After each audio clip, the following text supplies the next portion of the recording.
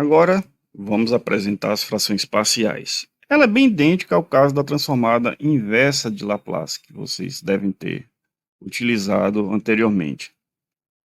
Como muitas funções em Z, ele tem um termo em Z no numerador. Frequentemente, quando eu tenho essa possibilidade, eu posso expandir f de Z sobre Z ao invés de f de Z. Então, vamos apresentar dois métodos usando a mesma função de transferência. Não farei agora nessa vídeo apenas das aulas, apenas mostrarei brevemente o mesmo exercício pelos dois métodos e farei um vídeo à parte fazendo o passo a passo desse procedimento com frações parciais. Mas qual é o procedimento? Vamos achar a expansão em frações parciais utilizando f de z ou fz, vamos entender isso em breve, e a partir daí, quando eu fizer essa expansão, eu posso achar a transformada inversa de f de k usando as tabelas transformadas z. Para que isso? Justamente, vamos dizer que eu tenho um polinômio gigantesco. Como é que eu vou achar possíveis transformadas inversas para tais funções de transferência, pelo menos com ordem superior a 2, ou que não estejam tabelados? Por isso que devemos utilizar as frações parciais.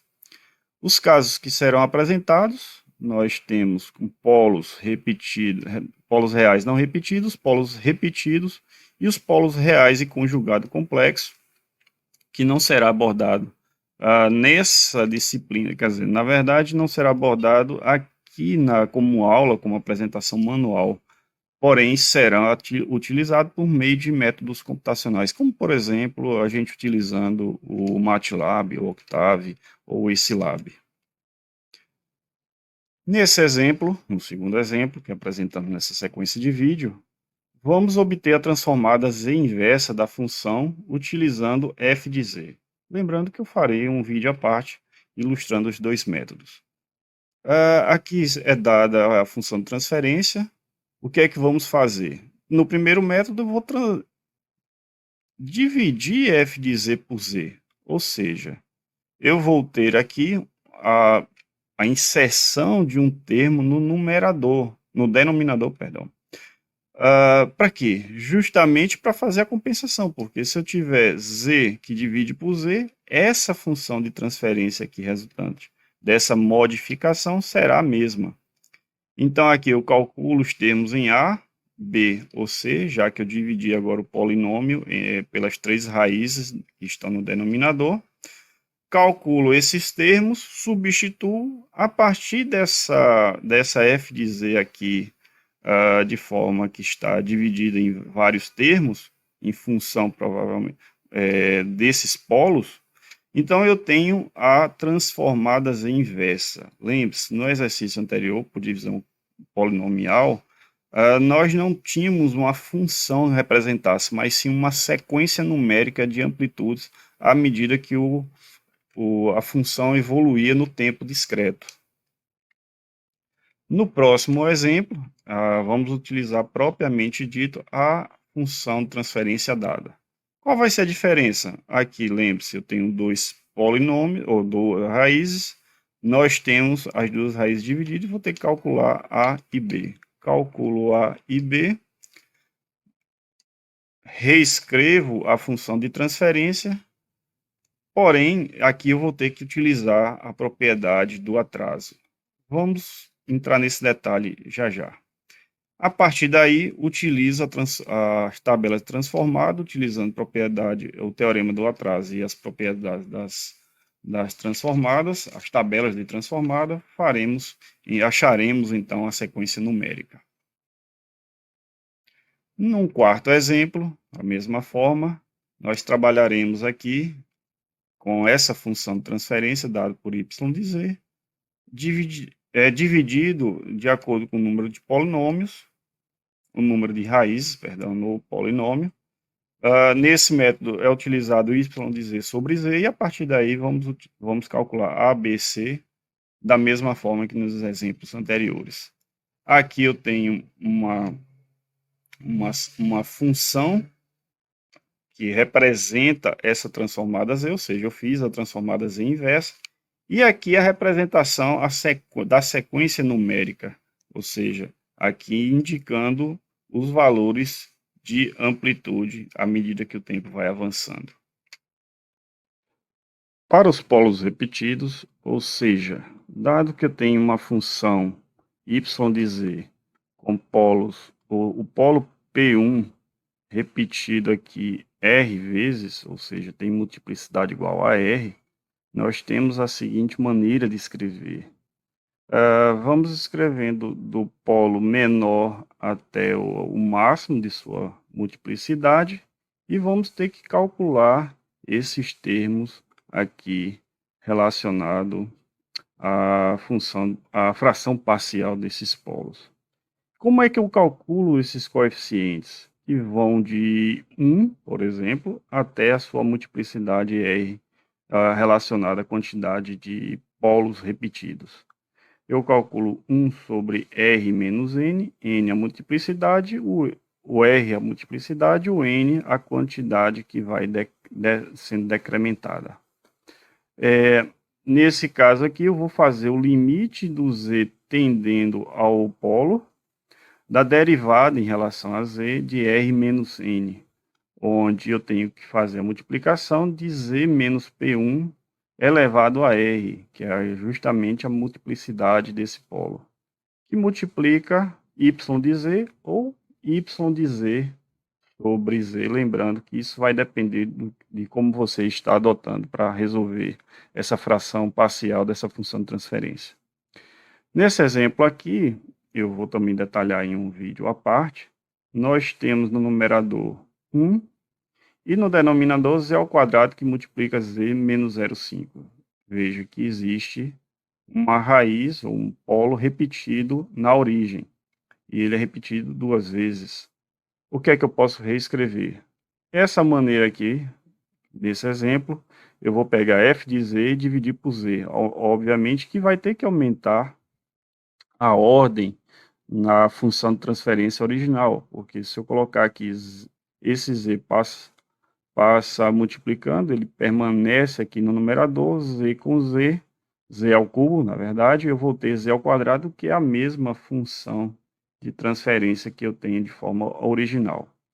Uma dica que eu posso dar é justamente você colocar da maior raiz, de maior multiplicidade, e reescrever até z elevado a 1, que é a menor multiplicidade nesse caso. Vamos detalhar esse exercício aqui. Mas aí eu calculo os termos, aqui nesse caso A11, A12, A13, lembrando, eu posso reescrever de outra maneira? Posso, poderia escrever A, B, C, D, não tem nenhum problema. Dito que eu calculei justamente esses valores, o que é que nós vamos ter? Nós vamos ter a f de z escrita dessa forma. Então, eu vou obter a transformada z inversa a partir de, então, das tabelas que vocês já devem conhecer. Nesse outro exemplo, que eu também farei o detalhe, a gente fará junto isso, nós temos também raízes únicas e também raízes com multiplicidade igual a 2. Vamos utilizar y de z sobre z, calcular os termos. Nesse caso, além de obter a transformada z inversa, nesse exemplo, eu também é calculado a sequência de números. Que valores, por exemplo, para y de 0, y de 1, y de 2 e assim sucessivamente. Então, em breve eu farei esse vídeo para detalhar um pouco mais esse exemplo. Bem, também para estimar transformadas em inversa de uma determinada função de transferência em Z, nós podemos utilizar a simulação computacional, que consiste em determinar numericamente a sequência f de k a partir de uma equação de diferenças, que vamos ver em detalhe lá na frente, implementada dentro de um laço de repetição de uma rotina computacional. Essa rotina computacional, vale ressaltar que pode ser elaborada em qualquer linguagem de programação que você possa conhecer nesse momento. Então, para obter essa equação de diferenças, põe-se que f de z seja uma função de transferência com entrada impulsiva vale ressaltar isso daqui, e condições iniciais nulas. Bem, a gente também vai poder simular com outros tipos de entrada. Vamos ver o que significa a resposta impulsiva de um determinado sistema. Então, como exemplo, é dado essa função de transferência aqui, onde f de z é a saída, u de z é a entrada. E eu quero calcular os 6 primeiros números. Eu posso calcular inclusive os 10, os 100, os 1000. Mas como fazer isso sem ser na base do cálculo? Então vamos implementar uma rotina. Eu vou apresentar para vocês como é que isso pode ser implementado. Então, observe, temos que escrever na base de potências numéricas potências negativas de Z, e aqui eu vou entrar nesse detalhe posteriormente. Se você observar, todos estão representados em suas potências negativas. Eu vou aplicar transformadas inversa de Z e a propriedade do atraso, que vai obter então as equações de diferenças que veremos lá na frente. Então, aqui uma sequência numérica, onde aqui eu tenho detalhe tanto para em termos de f, de k e seus atrasos, que representa a saída, como também u de k, que aqui possui um atraso de 2 unidades, que representa a entrada. Sabendo que existem condições iniciais nulas, caso não seja oferecido nenhuma informação, eu posso considerar que os meus primeiros termos é igual a zero. E que o de K é um impulso. Lembrando, o de Z para o impulso é 1. Ou seja, eu vou multiplicar essa função aqui por 1. Tá? Então, o de K representado em equações de dados na função de dados amostrados é a equação de Dirac, o delta de Dirac, que é 1 para K igual a 0 e 0 para K maior que 0. Então, esses valores de f de K, inclusive, pode ser estendido um pouco mais em relação à rotina computacional, eles são calculados por meio da implementação da equação de diferenças. Então, aqui é um trecho de uma rotina escrita em linguagem C que pode ser adaptado para qualquer outra linguagem de programação. Isso vocês farão, inclusive, na etapa de simulação computacional, que será uma atividade de laboratório. Então, eu declaro aqui as condições iniciais e começo com laço for. Tenho que começar com k igual a 0, é o primeiro termo, lembre-se sempre disso, f de 0 é igual a até, por exemplo, nesse caso aqui, está escrito para K menor ou igual a 0, ou seja, quando o K chegar em 10, ele vai parar, essa rotina vai parar. E aqui vai sendo incrementado de 1 em 1. Se K igual a 2, o de K underline 2 é igual a 1. Uma forma de você fixar que justamente o impulso ele só vai começar a ser utilizado quando o K é igual a 2. Senão, o de K2 será zero. A partir de então, ele declarou como a entrada o de K underline 2. E aqui eu implemento a equação de diferenças. A partir daí, à medida que o K vai evoluindo, eu vou obtendo esses valores de FK. E aqui ao lado eu tenho, para cada K de K até 10 sendo implementado, o de K, os valores que são impostos ao impulso e os valores da saída f de K.